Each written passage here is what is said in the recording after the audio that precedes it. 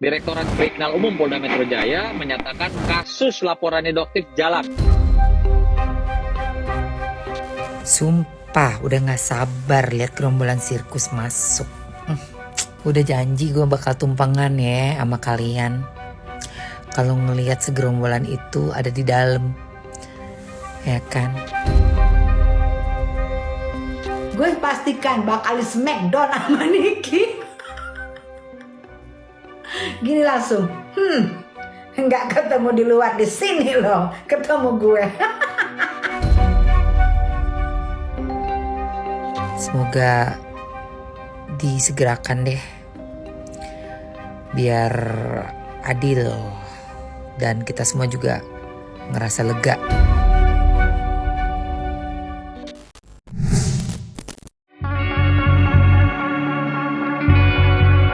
Polemik dugaan adanya sindikat mafia skincare lagi-lagi memasuki babak yang baru. Pasalnya, nama pengusaha skincare Sheila Saukia tiba-tiba saja menjadi perbincangan hangat di media sosial lantaran salah satu upaya hukum yang menyeretnya.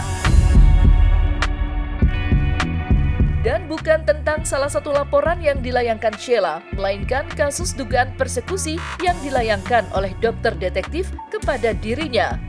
Ia berdasarkan pernyataan Sunan Kalijaga yang tersebar di media sosial, laporan itu disebut-sebut sudah mulai berjalan. Sontak saja, isu ini seketika menggegerkan masyarakat. Bagaimana tidak, bila proses hukum ini berjalan terus, tidak menutup kemungkinan Sheila akan ditetapkan sebagai tersangka hingga ditahan oleh Polda Metro Jaya. Artinya, ia akan berada di satu tempat yang sama dengan salah satu seterunya, yakni Nikita Mirzani.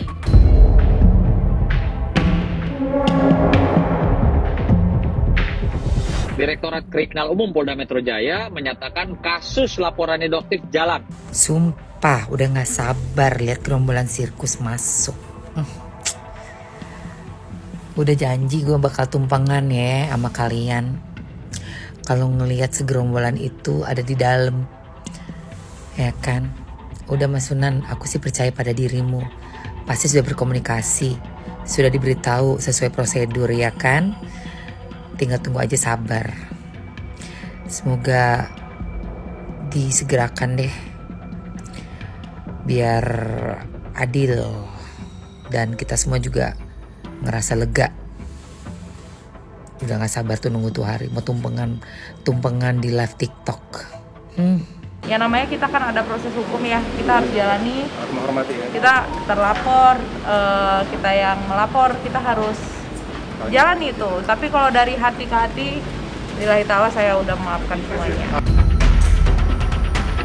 Gue pastikan bakal smackdown sama Niki. Gini langsung, nggak ketemu di luar, di sini loh ketemu gue. Misalkan umpama kalau SS ditahan itu nanti bareng Niki. Kayak mana itu?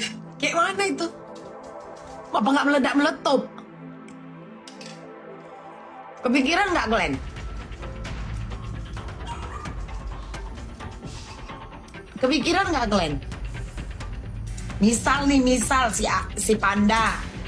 Si Panda nih. Panda kan kena lapor juga kan sama Doktif kan? Misal nih jalan lah laporan kan, ketahan lah si Panda. Jumpa dong sama Mail. Menurut kalian? Dibedakan selnya. Di Polda nggak ada sel sayang. Kayak mana itu? Kalian nggak mikirin itu Kak? Alhasil, masyarakat dari berbagai golongan lantas buka suara dan memberikan tanggapan. Isu berjalannya pendalaman kasus dugaan persekusi yang dialami Doktif nampaknya ditanggapi cukup berbeda oleh Emma Waroka. Selain merasa tak sabar menanti hasil pemeriksaan, Emma juga dibuat khawatir bila mana kasus ini tidak ditanggapi serius oleh pihak berwajib. Bagi Emma, vokal suaranya bukanlah bentuk dukungan bagi salah satu pihak tertentu, melainkan suara hati seorang wanita yang merasa khawatir bila kasus ini menimpa dirinya. Lantas, seperti apa penjelasan Emma Waroka terkait hal itu?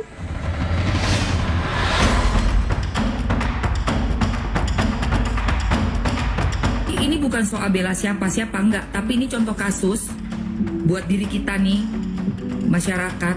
Apakah apabila saya mengalami hal yang sama seperti si A, lalu saya membuat LP, apakah akan tidak berjalan berbulan-bulan? Lalu apa yang harus saya lakukan? Itu. Semua itu salah kalau memang ada bukti dan sudah jelas. Tapi yang paling pasti, persekusi yang dilakukan itu secara live. Kok bisa nggak ada kejelasannya sampai detik ini? Ada apa? Ada apa? Seperti itu ya guys. Itu sih concernnya saya sebagai warga negara tercinta kita, ya, Konoha, negara Konoha kita. Jadi gue gak peduli si A, si B, si C, tetapi dalam hal ini bagaimana itu seandainya terimplementasikan ke dalam kehidupan gue pribadi, gue tuh harus gimana? You know, I live here, I born here, I live here. Harus merasakan keadilan, harus merasakan kenyamanan dan kepastian hukum, pembelaan yang benar. Itu yang saya rasakan gitu loh, yang saya lihat dari kasus ini.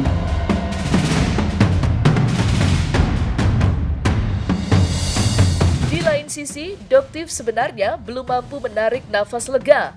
Ya, walaupun laporannya terhadap Sheila kini disebut-sebut sudah mulai berjalan, namun Doktif juga sudah terseret atas 2 laporan pidana lain.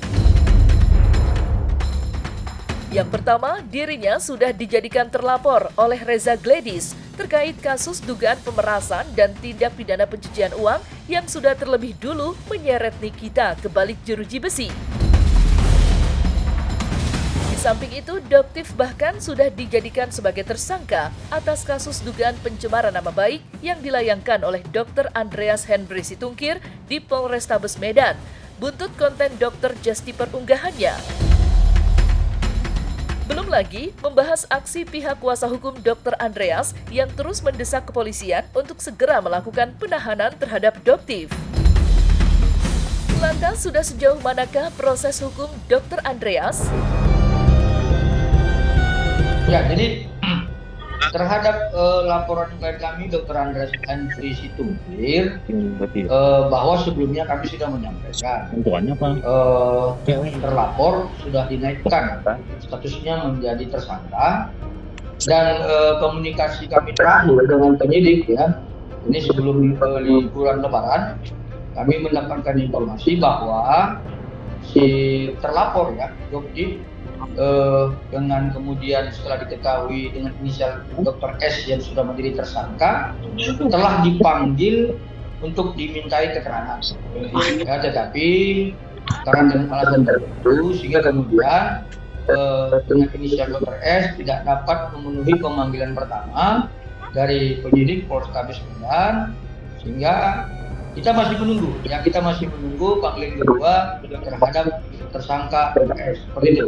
Bahwa dengan keberadaan ketersangkaan dari Dr. S ini, ya kami berharap kepada pihak penyidik Polrestabes Medan, khususnya Bapak Kapolrestabes Medan, agar segera, ya, melakukan pemanggilan kedua dan melakukan penahanan terhadap Dr. S ini. Kenapa? Karena sudah melakukan keributan terus menerus gitu. Ya, kemudian pidananya berulang-ulang. Bahkan saya juga diserang. Seperti itu, Mbak Ira. Harapan saya. Untuk kasus tersangkanya Doktif mungkin ya yang ini mungkin ya betul. Doktif memang tersangka ya. Akhirnya Doktif sudah mendapatkan suratnya. Doktif mengucapkan terima kasih wa syukurillah, alhamdulillah wa syukurillah. Doktif sudah ditetapkan menjadi tersangka. Gitu dong tepuk tangan ya. Kenapa udah tegang gitu ya? Kenapa? Di sini Doktif akan semakin giat membongkar bahwa begini ya guys. Doktif menjelaskan di situ kata-kata yang dia laporkan adalah fix bukan dokter, just tipper. Kenapa Doktif katakan fix bukan dokter? Karena pada saat AS melakukan tindakan just tipper, dia bukan seorang dokter. Ya. Kalau seorang dokter tidak akan mungkin melakukan tindakan-tindakan ilegal seperti itu. Memasukkan barang, memasukkan skincare yang tidak berbadan POM ke Indonesia. Itu bukan tindakan seorang dokter. Saya selalu menyampaikan ada formil itu khusus di dalam pasal 21 ayat 1 KUHP ya. Ketika seseorang itu ditetapkan menjadi seorang tersangka, maka kemudian apakah dia itu dapat ditahan atau tidak, itu ada aturannya ya. Aturannya jelas di pasal 21 ya. Karena dokter S ini ya, atau dokter ini dipersangkakan dengan ancaman di bawah 5 tahun, maka sehingga kemudian terhadap dapat atau tidaknya dia ditahan itu harus mengacu kepada pasal 21 ayat 1. Itu dikhawatirkan untuk melarikan diri, kemudian dikatakan menghilangkan barang bukti, kemudian dikatakan melakukan perbuatan pidana yang sama berulang. Nah, kami secara jelas melihat bahwa tersangka dengan inisial Dr. S ini ya secara brutal melakukan ya pidana yang berulang terhadap klien kami sendiri ya, secara brutal ya, terus menyerang martabat klien kami. Bahkan kalau rekan-rekan media lihat juga, saya juga diserang gitu. Saya sebagai advokat menjalankan profesi saya juga diserang ya. Saya hanya ingin menegaskan bahwa apapun yang dibilang di konten oleh dokter detektif yang bilang saudara Situngkir ini sebagai justifer, itu benar adanya. Itu fakta. Itu fakta. Dan seharusnya pihak kepolisian Polrestabes Medan seharusnya tidak bisa meningkatkan status menjadi tersangka Doktif ini. Karena apa? Unsurnya itu jelas tidak memenuhi. Ya, perlu dicatat itu, perlu saya tekankan, unsurnya tidak memenuhi untuk pasal 27A pencemaran nama baik untuk pasal 45. Itu aja saya ingin tegaskan.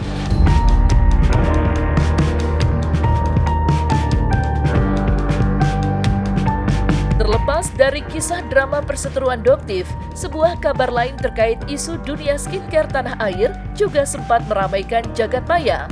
Ya, tiba-tiba saja tagar "tangkap bos hidroquinone" menjadi trending di salah satu media sosial.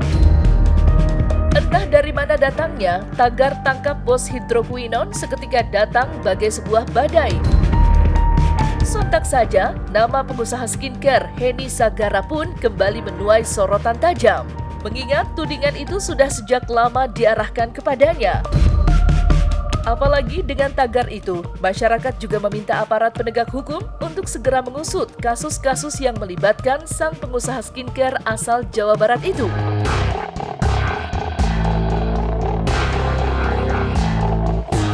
Henny juga. Nih asal kalian tahu ya, si Henny Sagara itu, dia itu sudah tidak punya izin apotekernya tuh udah nggak ada, ditepu kalian. Jadi kalau dia bikin di IG-nya, aku sudah megang formula yang paling bagus untuk skincare. Dia itu tuh udah tersangka dari tahun 2022. Izin apoteknya udah dicabut dari 2023 tuh Henny. Izin apoteknya sudah dicabut dari tahun 2023 dan sudah ditetapkan menjadi tersangka. 2022 Henny Sagara itu ya, dia itu sudah tersangka. Jadi buat semua klinik-klinik yang ada di Indonesia, jangan bikin skincare sama Henny lagi ya. Karena dia sudah tidak punya izin apotekernya dan dia sudah tersangka. Saya melihat fitnahan, tudingan yang terus berkembang hingga memasuki ranah pribadi. Keluarga dan anak-anak saya turut dilibatkan. Bahkan keseluruhan entitas bisnis saya juga menjadi sorotan. Hal ini tentunya sangat merugikan tidak hanya pribadi, tapi juga perusahaan. Tidak hanya itu, saya merasa sangat miris ketika mendengar berita yang menyebutkan bahwa saya sudah meninggal dunia. Berita yang sama sekali tidak berdasar dan sangat mengada-ngada. Oleh karena itu, kehadiran saya di sini adalah untuk mengklarifikasi semua hal tersebut. Henny tuh banyak banget tuh dosanya tuh. Karena dia banyak bohongin orang-orang juga. Dia itu modusnya deket-deketin artis biar orang jadi percaya sama dia ya. Dia deketin artis-artis top, dia deketin petinggi-petinggi gitu ya. Dia deketin artis-artis top, dia deketin petinggi-petinggi. Padahal itu si Henny tuh nggak ngerti apa-apa tentang skincare, nggak ngerti apa-apa tentang skincare. Ayo deh, si Henny kalau nggak suka sama gue sini ketemuan, kita ngomong secara terbuka, ditonton sama halayak ramai. Nanti gue live-in di YouTube, gue live-in di TikTok gue live-in di IG gue. Saya juga ingin menegaskan bahwa apa yang terjadi ini sudah mengarah kepada pembunuhan karakter. Dan saya menyimpulkan sesungguhnya semua ini adalah ingin menjatuhkan bisnis saya dan merupakan persaingan usaha yang tidak sehat, sangat tidak sehat, sangat kejam. Sangat keji sekali fitnah semuanya. Selama 3 minggu ini saya berpikir, biarlah saya yang dicaci maki dan difitnah. Tapi saya harus memikirkan nasib ribuan karyawan saya yang menggantungkan hidupnya pada perusahaan-perusahaan yang saya bangun. Nah, selesai sudah Cumi Lovers? Saksikan terus Cumi Camp In Depth, kabar lengkap, mendalam, dan akurat dari narasumber terpercaya. Dan jangan lupa untuk like, subscribe, dan juga share channel YouTube Cumi Cumi.